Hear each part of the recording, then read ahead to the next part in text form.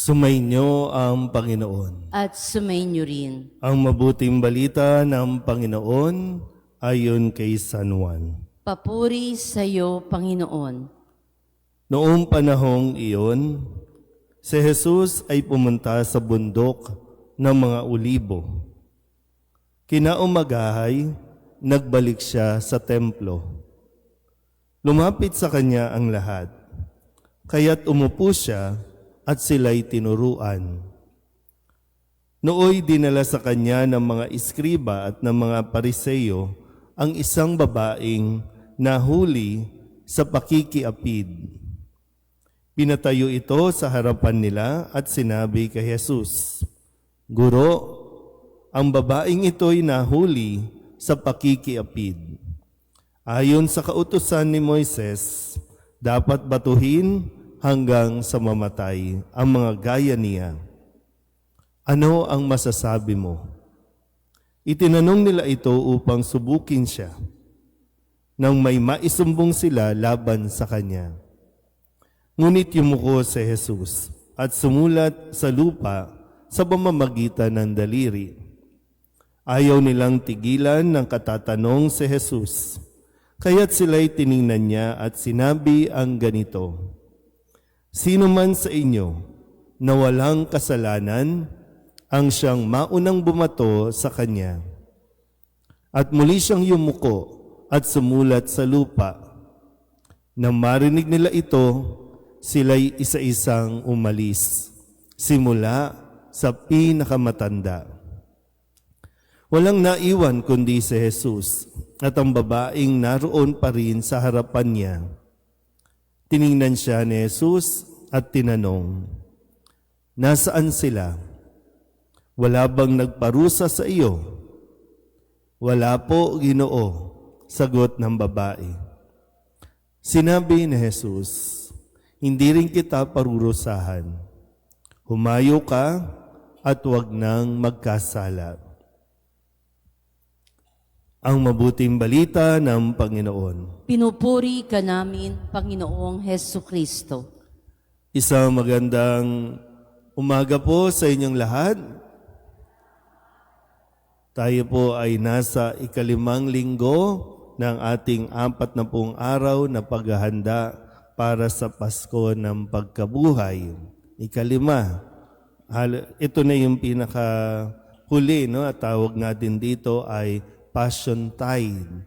Sa susunod na linggo, papasok na tayo para sa pagdiriwang ng mga mahal na araw.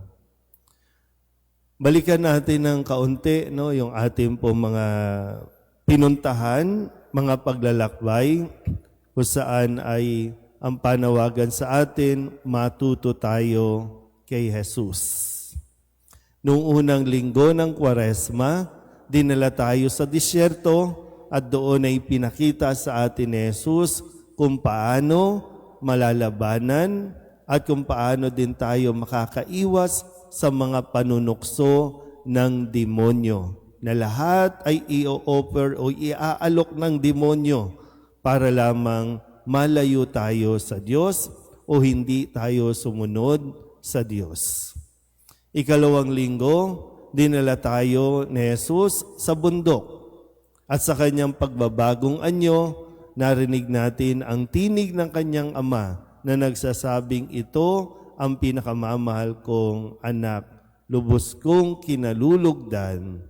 At doon nga po, no, pinakita ni Jesus sa atin na minsan mahirap sundin ang plano ng Diyos, mahirap yung proseso, pero kailangan at dapat tayong magtiwala sa proseso ng Diyos na Kanya pong ginagawa. Na sa ganon ay matapos natin o masimulan natin ang ating pong misyon sa mundong ito. Sabihin nyo nga po sa katabi ninyo, magtiwala ka lang.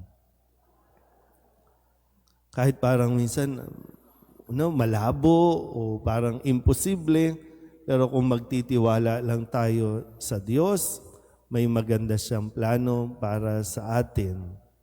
Ikatlong linggo, dinala naman tayo sa pamamagitan niya ng pagbibigay ng isang talinghanga doon sa isang ubasan na mayroong isang puno ng trigo na hinahanapan ito ng bunga.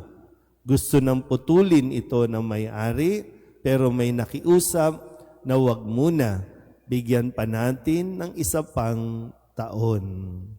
At ito ang ginagawa sa atin ni Jesus, ipinaglalaban tayo at ganoon din naman ay tinutulungan tayo na lumago at magkabunga. Kaya yung pagbibigay ng pagkakataon ay hindi dapat ipinagdadamot. Ika-4 na linggo, dinala din tayo sa isa pang talinghaga. Dinala tayo sa isang pamilya. Yung kwento ng isang lalaki na may 2 anak.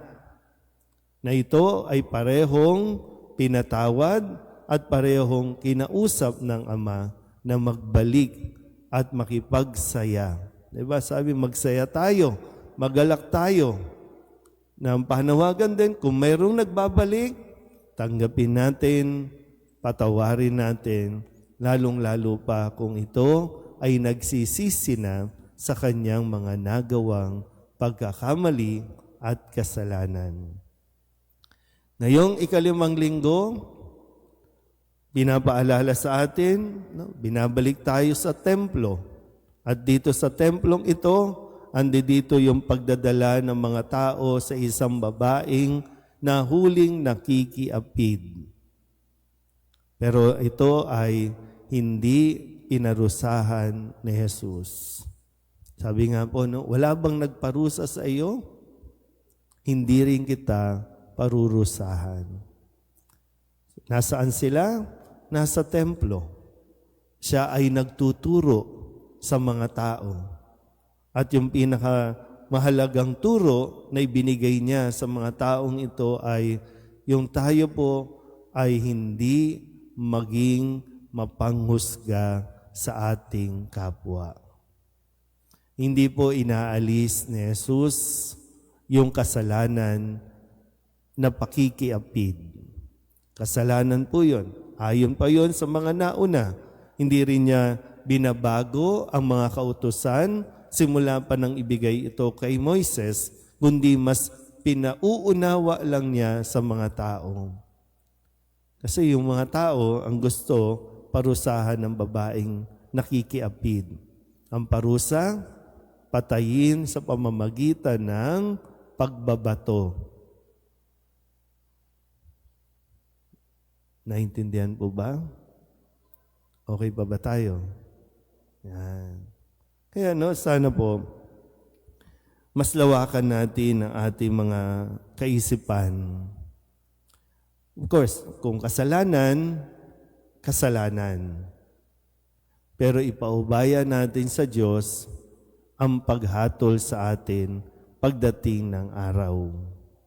Sa ngayon, habang naririto tayo sa mundong ito, lagi tayong binibigyan ng pagkakataon. Pero hindi po mahirap kausap ang Diyos.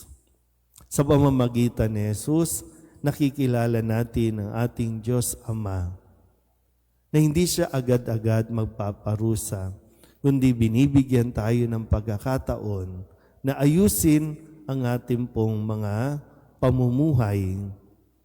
Ulitin ko po yung sinabi ni Jesus, hindi rin kita parurusahan, pero humayo ka na at huwag nang magkasala pa.